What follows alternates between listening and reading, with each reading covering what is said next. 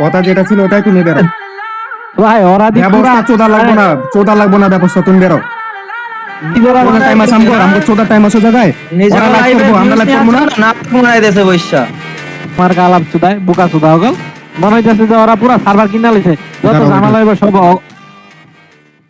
আমি বলি আলিফ লাইভ স্ট্রিমে বৈশা ও আমার খানকির পোলাকে গালি দিছে।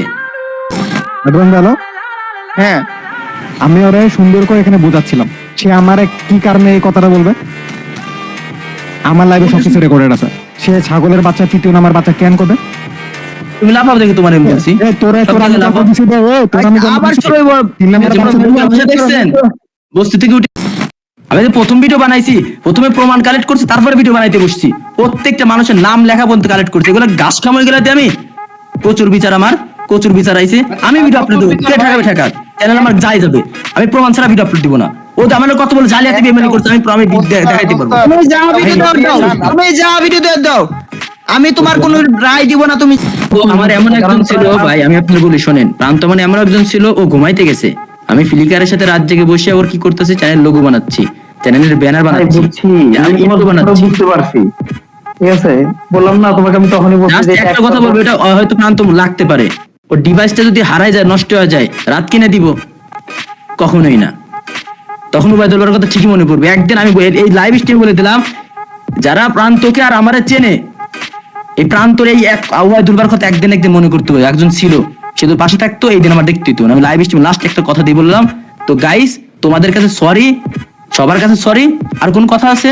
আর কোনো কথা নাই। আমি রোস্টিং চ্যানেল খুলতেছি, এটাও বলে দিলাম, আমি রোস্টিং চ্যানেল খুলবো। আমার এই চ্যানেলে আমি কোন কন্ট্রোভার্সি করবো, রোস্টিং চ্যানেল খুলবো দরকার হয়।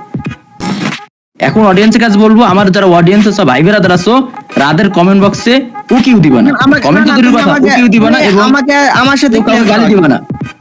অডিয়েন্স তোমরা বাড়াবাড়ি করবা না, কমেন্ট বক্সে কোনো গুতাগুতি কোনো কিছুই নাই। তো যার যার মতো শেষে ভালো থাকুক। অডিয়েন্সে বলো যে টিচার আচ্ছা আর কি বলবো না বলে। ওকে, অডিয়েন্সে বলতেছি, তোমরা রাতকে টুকাই টপ ওয়ান বলিও না। এখানে এটা এই বিষয়টা এইখানেই দাফন করে দাও, এখানেই ক্লোজ করে দাও, সামনে তোমরা এই বিষয়টা আগায়ও না।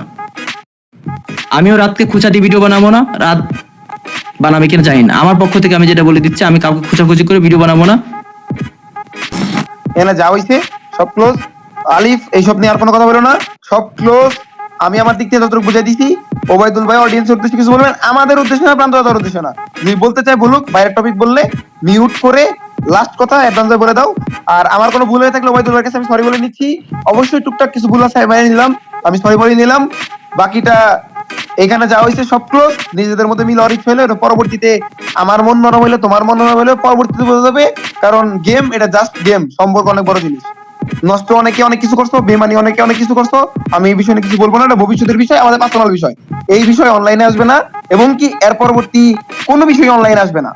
এখন যা বলার অডিয়েন্সের উদ্দেশ্যে তুমি বলবা, না বলতে পারলে অ্যাডভান্স বইলা সেই দিয়ে দাও। আমার কথা এইটুকুই। সবাই ভালো থাকবেন।